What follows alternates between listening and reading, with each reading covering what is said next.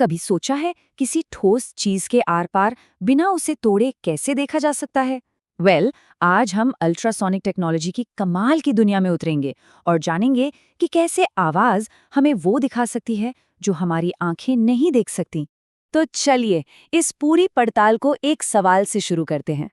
सोचिए, एक मजबूत सॉलिड स्टील का बीम है और उसके अंदर कहीं एक बहुत ही छोटी सी दरार है। अब सवाल ये है कि उसे काटे बिना पता कैसे लगाया जाए? जवाब मजेदार है, आवाज में। जी हाँ, एक ऐसी आवाज का इस्तेमाल करके जिसे हम इंसान सुन ही नहीं सकते, और इसी कमाल की टेक्निक को कहते हैं अल्ट्रासोनिक टेस्टिंग। लेकिन ये काम कैसे करता है, इसे समझने के लिए हमें सबसे बेसिक चीज पर वापस जाना होगा। मतलब सबसे पहले ये समझना होगा कि असल में आवाज या साउंड होता क्या है। देखिए, हर आवाज की शुरुआत होती है एक वाइब्रेशन यानी एक कंपन से। बस किसी चीज का तेजी से आगे पीछे हिलना। ये बेसिकली एक एनर्जी है जो किसी भी चीज के जरिए लहरों की तरह यानी वेव्स की तरह आगे बढ़ती है। अच्छा, इस वाइब्रेशन को नापने का भी एक तरीका है। जब कोई चीज एक बार पूरा आगे और पीछे जाती है, बस इसी एक पूरे मूवमेंट को हम कहते हैं एक साइकिल। और यहीं से एक बहुत जरूरी चीज निकलती है, फ्रीक्वेंसी। फ्रीक्वेंसी का मतलब है कि एक सेकंड में ऐसी कितनी साइकिल पूरी हो रही हैं। इसे हम नापते हैं हर्ट्ज में। सीधी सी बात है, जितनी ज्यादा फ्रीक्वेंसी उतना तेज वाइब्रेशन। इसको एक उदाहरण से समझते हैं, बिल्कुल साफ हो जाएगा। जैसे एक ड्रम की गहरी आवाज, उसकी फ्रीक्वेंसी काफी कम होती है, करीब 50 हर्ट्ज। वहीं दूसरी तरफ पियानो का एक बहुत ही ऊंचा तीखा सुर, उसकी फ्रीक्वेंसी बहुत ज्यादा होती है, लगभग 4100 हर्ट्ज तक। तो फ्रीक्वेंसी की ये दुनिया कितनी बड़ी है। चलिए देखते हैं कि हम इंसान कितना सुन सकते हैं, हमारी लिमिट कहाँ है और अल्ट्रासाउंड की दुनिया कहाँ से शुरू होती है। जरा सोचिए, आवाज का एक बहुत बड़ा स्पेक्ट्रम है जिसमें से हम बस एक छोटा सा हिस्सा ही सुन पाते हैं।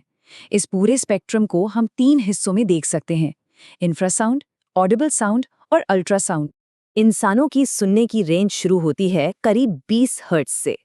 ये बहुत ही गहरी बेस वाली आवाज होती है और ये रेंज खत्म होती है लगभग 20,000 हर्ट्ज पर, जो कि एक बहुत ही तीखी आवाज है।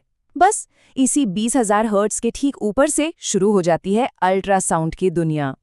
तो टेक्निकली अल्ट्रासाउंड का मतलब है 20,000 हर्ट्ज से ज्यादा का कोई भी वाइब्रेशन, और यही वो हाई फ्रीक्वेंसी साउंड है जिसे टेस्टिंग के लिए इस्तेमाल किया जाता है। लेकिन सवाल यह है कि हम कितना ऊपर जा सकते हैं? एक टिपिकल अल्ट्रासोनिक टेस्ट में 5 मिलियन यानी 50 लाख हर्ट्ज से भी ज्यादा की फ्रीक्वेंसी इस्तेमाल हो सकती है। सोचिए, ये हमारी सुनने की क्षमता की ऊपरी लिमिट से भी 250 गुना ज्यादा है। तो ठीक है, इतनी हाई फ्रीक्वेंसी पैदा कैसे की जाती है? इसका जवाब एक छोटे से लेकिन बहुत ही पावरफुल डिवाइस में है, जिसे कहते हैं ट्रांसड्यूसर।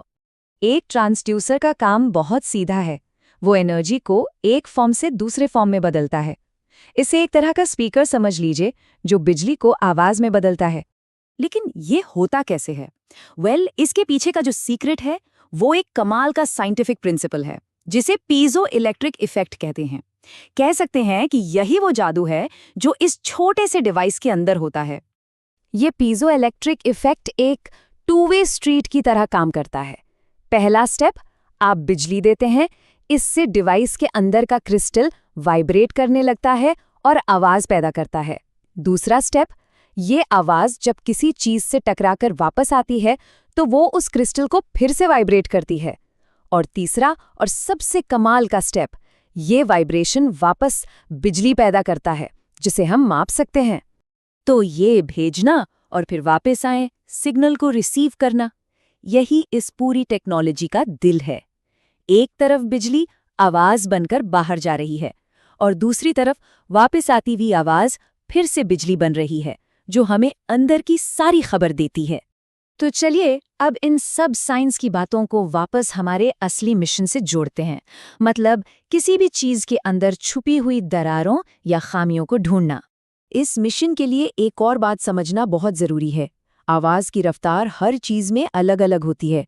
जैसे कि हम यहाँ देख सकते हैं, हवा में आवाज जितनी तेजी से चलती है, स्टील में उससे लगभग 17 गुना ज्यादा तेजी से चलती है। और यही स्पीड का फर्क हमें बहुत कुछ बताता है।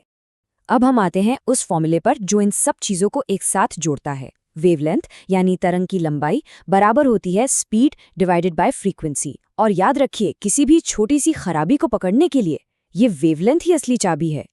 तो अब एक लॉजिकल सवाल दिमाग में आता है, अगर हमें बहुत ही छोटी मतलब बारीक से बारीक खराबी ढूंढनी है तो हमें किस तरह की वेवलेंथ चाहिए होगी, लंबी या छोटी? और जवाब है छोटी वेवलेंथ। जी हाँ, जितनी छोटी डिटेल हमें देखनी है उतनी ही छोटी वेवलेंथ चाहिए। और हमारे फॉर्मूले के हिसाब से छोटी वेवलेंथ पाने का तरीका क्या है? फ्रीक्वेंसी को बढ़ाना। और बस यही वजह है कि हमें इतनी हाई फ्रीक्वेंसी का इस्तेमाल करना पड़ता है। तो इस सब का निचोड़ क्या है? अल्ट्रासोनिक्स की दुनिया में एक सीधा सा नियम है, अगर किसी बहुत छोटी चीज को देखना है तो आपको बहुत ही ऊंचे सुर में चिल्लाना पड़ेगा। एक ऐसा सुर जिसे हम सुन भी नहीं सकते,